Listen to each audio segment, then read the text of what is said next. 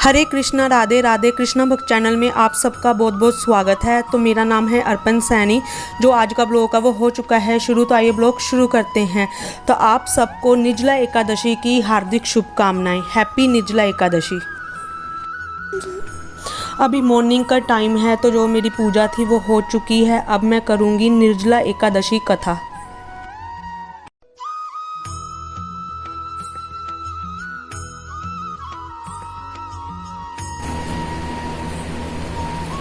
निर्जला एकादशी वर्ष की 24 एकादशी में ज्येष्ठ के शुक्ल पक्ष की एकादशी सबसे बढ़कर फल देने वाली है।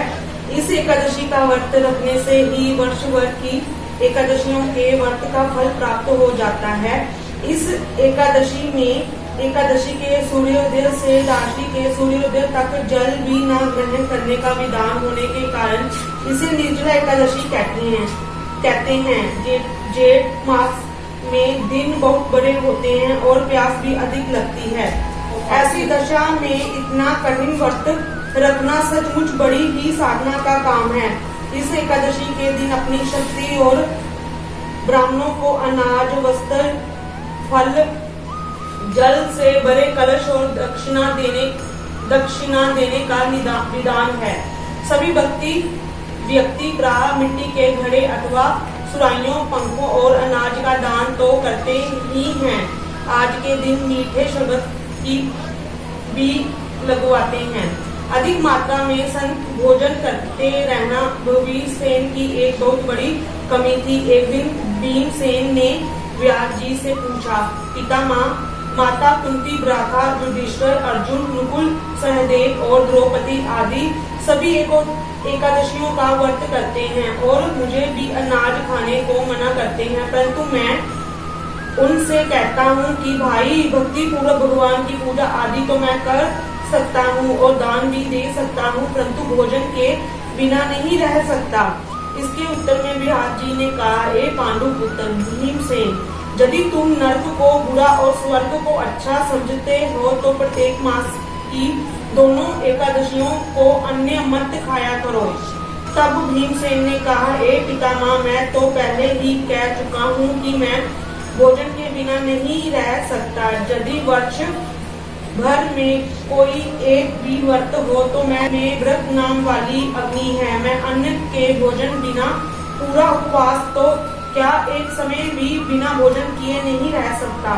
अंत आप मुझको कोई ऐसा व्रत बताइए जो वर्ष भर में एक बार ही करना पड़े और मुझको स्वर्ग की प्राप्ति हो जाए। श्री व्यास जी ने कहा, एक पुत्र, बड़े बड़े ऋषियों ने एक शास्त्र बनाए हैं जिनमें उपायों के द्वारा थोड़े से परिश्रम ही स्वर्ग की प्राप्ति हो सकती है, परंतु उन शास्त्रों में भी दोनों पक्षों की एकादशियों के व्रत को मुक्ति के लिए सबसे श्रेष्ठ लिखा है। श्री व्यास जी के वचन सुनकर भीमसेन नरक में जाने के भय से भयभीत हो गए और कांपने और बोले, अब क्या करूं? एक मास में 2 व्रत मैं तो कर नहीं सकता। हाँ, वर्ष में एक व्रत करने का प्रयत्न अवश्य कर सकता हूँ। एक दिन व्रत करने से मेरी मुक्ति हो जाए। यदि ऐसा कोई व्रत हो तो कहिए।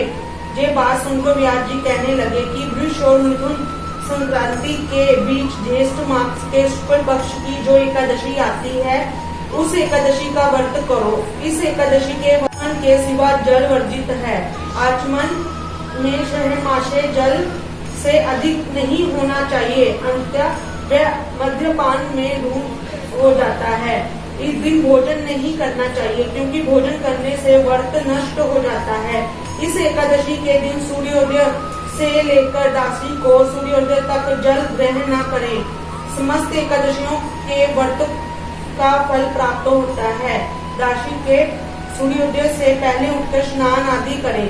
ब्राह्मणों को दान आदि देना चाहिए। उसके पश्चाताप भूखे और सत्यपाक ब्राह्मण को भोजन करवाकर फिर आप भोजन कर लेना चाहिए। इस फल एक वर्ष की संपूर्ण एकादशियों के फल के बराबर है। व्यास जी कहने लगे कि एक भीमसेन, जे मुझको स्वयं भगवान ने बतलाया है। इस एकादशी का पुण्य समस्त तीर्थों और दानों से भी अधिक है। केवल एक दिन निर्जल रहने से मनुष्य के सभी पाप नष्ट हो जाते हैं। जो मनुष्य निर्जला एकादशी का व्रत करते हैं उनको मृत्यु के समय जमदूत आकर नहीं घेरते, वरना भगवान के पार्षद उनको पुष्प विमान में बैठाकर स्वर्ग को ले जाते हैं। अंत संसार में सबसे श्रेष्ठ व्रत निर्जला एकादशी का व्रत है, इसलिए जतन के साथ इस व्रत को अवश्य करना चाहिए। इस दिन ओम नमो भगवते वासुदेव का मंत्र का जाप करना चाहिए और गौ का दान भी करना चाहिए। व्यास जी की आज्ञा सुन भीमसेन ने इस व्रत को किया, इसलिए इस एकादशी को भीमसेन या पांडव एकादशी भी कहते हैं। निर्जला एकादशी व्रत वाले दिन प्राप्त काल भगवान का पूजन करके ये प्रार्थना करें कि हे भगवान, आज मैं श्रद्धा पूर्वक निर्जला व्रत रखकर दूसरे दिन भोजन करूंगा। अंत आपकी कृपा से मेरे सब पाप नष्ट हो जाएं। इस दिन जल से भरा हुआ एक घड़ा वस्त्र से ढककर स्वर्ण से दान करना चाहिए। जो मनुष्य इस व्रत को करते हैं उनको करोड़ों फल सोने के दान का फल मिलता है, और जो इस दिन जगादी करते हैं उनका फल तो वर्णन ही नहीं किया जा सकता।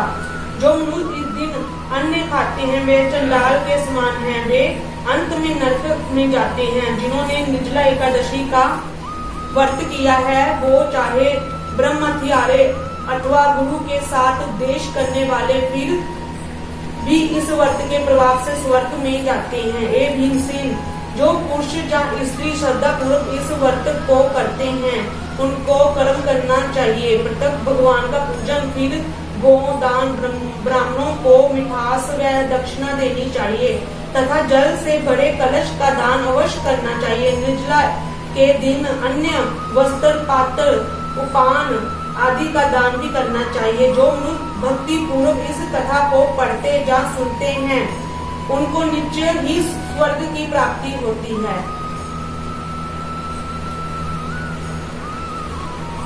मैंने एकादशी की जो कथा है मैंने कर ली है, तो अब ये जो जल है ना मैं किसी भी पौधे में डाल लूंगी। तो अब कीजिए एकादशी पर मेरे लड्डू गोपाल के आज के श्रृंगार दर्शन।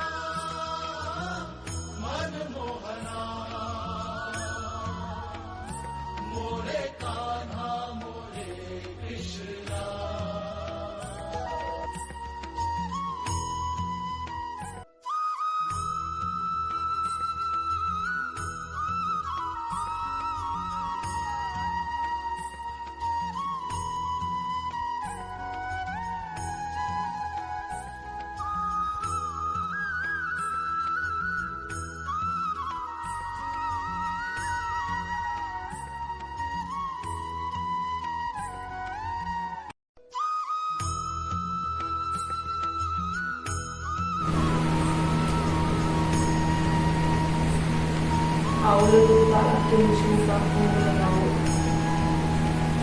आओ लड्डू गोपाल आपके मिश्री का भोग लगाओ।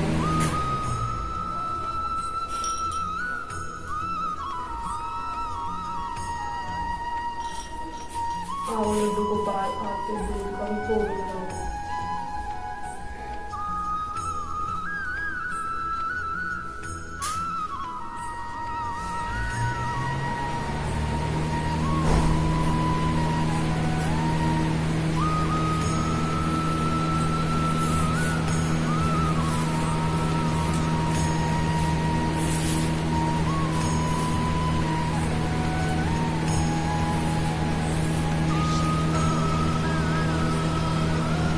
आओ लड्डू गोपाल आपके मिश्री और दूध का पूरी गाँव में स्वीकार करो।